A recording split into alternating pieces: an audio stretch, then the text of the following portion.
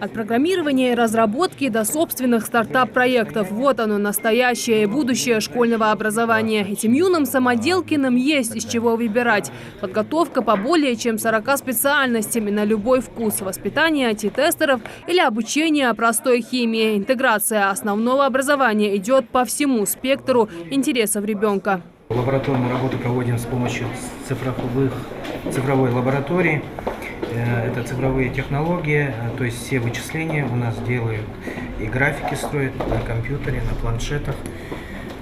То есть идем в ногу со временем. Добиться наиболее высоких результатов в области обучения и воспитания школьников путем внедрения передовых методик образования. Вот основная цель учреждения. Этому способствует большой выбор кружков и дополнительных занятий в школе. Кроме получения определенных навыков, детей учат и патриотизму. Именно он поспособствовал официальному открытию сегодня стены памяти, посвященной 75-летию Победы Великой Отечественной.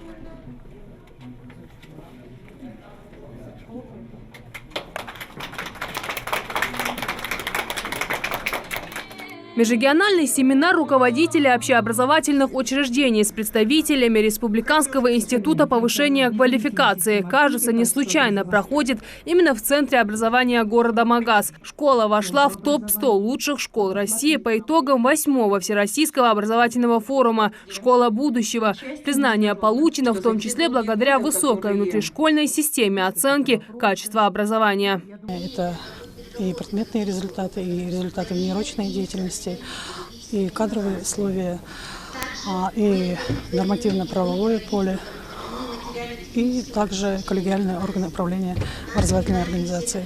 Сегодня представить несколько площадок в целях профориентационной работы. Нами были представлены наши мастерские, где у нас дети показали, чему они обучаются во внеурочной деятельности и на уроках технологии. Также мы показали на базе нашего кванториума, республиканского кванториума, что мы имеем возможности проводить уроки технологий и другие предметные области.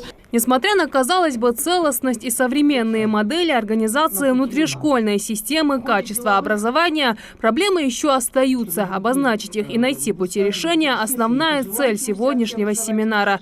Как отмечает ректор Республиканского института по повышению квалификации Тамара Мальсагова, в первую очередь они связаны с воспитанием детей. Необходимо дать им правильные ориентиры в жизни. Отсюда вытекают вопросы относительно преподавательской деятельности и профориентационной работы.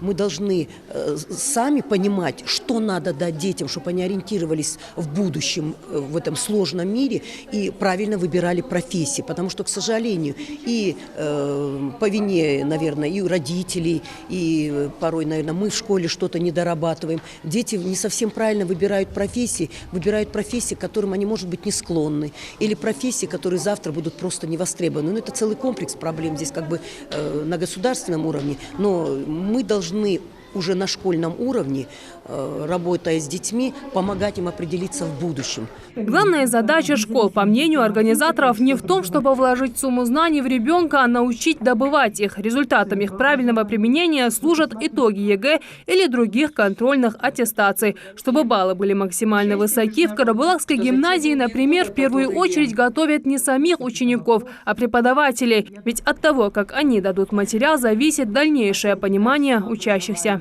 Мы должны предварительно сделать глубокий и откровенный анализ деятельности каждого педагога, чтобы работа Института повышения квалификации давала свой результат. То есть мы сегодня на курсы должны отправлять не так, вот этого человека отправляем, а именно зная тематику, зная, где у этого человека какие-то, ну не будем говорить недоработки, а моменты, над которыми надо поработать, усовершенствовать, потому что сегодня и техника развивается, и технологии, с которыми мы применяем, также усовершенствуются.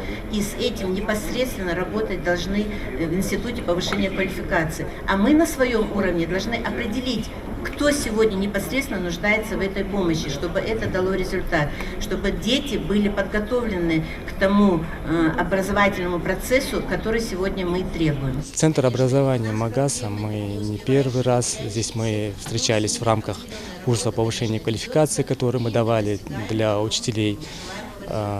Северного федерального округа. Вот. И дети, которые сегодня продемонстрировали, вот это то, что будет востребовано в будущем, потому что, как мы говорим, образование сегодня это для жизни. Мы учим детей для того, чтобы они это могли применять в своей жизни.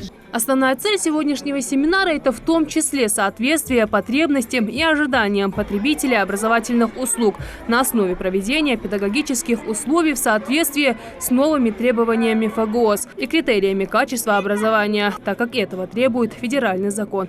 Жарадат Хулхоева, Адам Далаков, Новости 24.